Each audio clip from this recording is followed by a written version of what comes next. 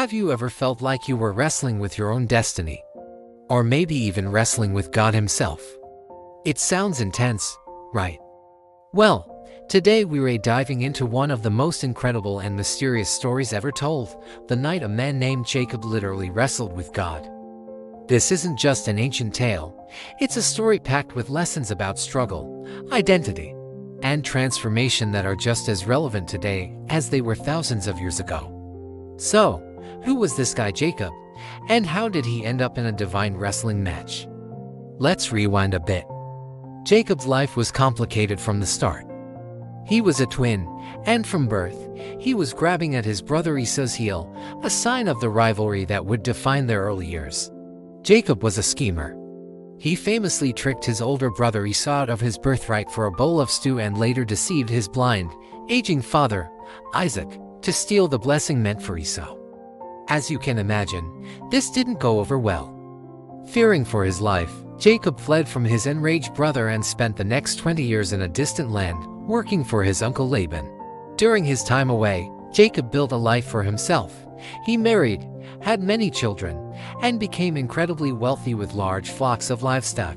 But the past has a way of catching up with you.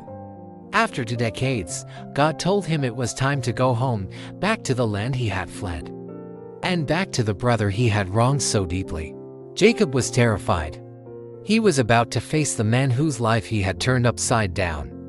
The last time he saw Esau, his brother wanted him dead. Now, he hears Esau is coming to meet him with 400 men. Is this a welcoming party or an army seeking revenge? Jacob has no idea. So, Jacob does what any strategic, yet fearful, person would do. He divides his family and possessions into 2 groups, hoping that if Esau attacks one, the other might escape. He sends lavish gifts of goats, camels, and cattle ahead of him, trying to appease his brother's potential anger. He prays, pouring his heart out to God, reminding him of his promise to protect him.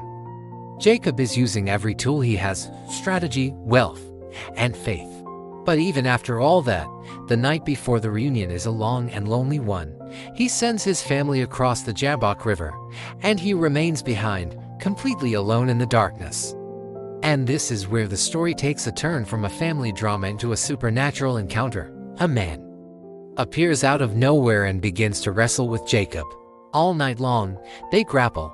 This isn't a quick scuffle, it's an exhausting, relentless struggle that lasts until the break of dawn. Jacob, the schemer, the survivor, refuses to give up. He holds on with every ounce of strength he has. As dawn approaches, the mysterious man sees that he cannot overpower Jacob, so he touches Jacob's hip, instantly dislocating it. Even in excruciating pain, Jacob doesn't let go. The man says, "Let me go, for day is breaking." But Jacob, clinging on, says something truly audacious. He says, "I will not let you go unless you bless me." Think about that. In the middle of this painful, bizarre fight, Jacob demands a blessing. He recognizes he's not wrestling with an ordinary man. He is in the presence of the divine. The man asks him, "What is your name?" He replies, "Jacob." The name Jacob meant supplanter or deceiver, a reminder of his whole life of scheming and running. Then, the man gives him a new name. He says, "Your name will no longer be Jacob, but Israel, because you have struggled with God and with humans and have overcome." This is the core of the transformation.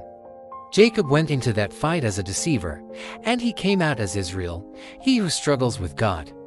He received his blessing, but it came at a cost. He would walk with a limp for the rest of his life, a permanent physical reminder of his spiritual struggle.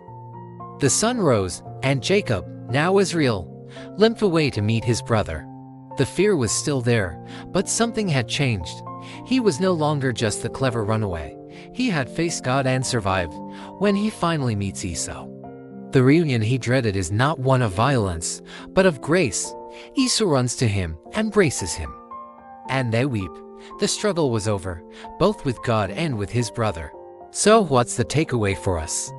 Jacob's story shows us that sometimes our greatest breakthroughs come from our biggest struggles.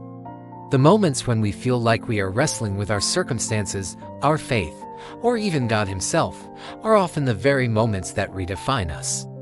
Like Jacob, we might walk away with a limp, a scar, or a weakness that reminds us of the fight.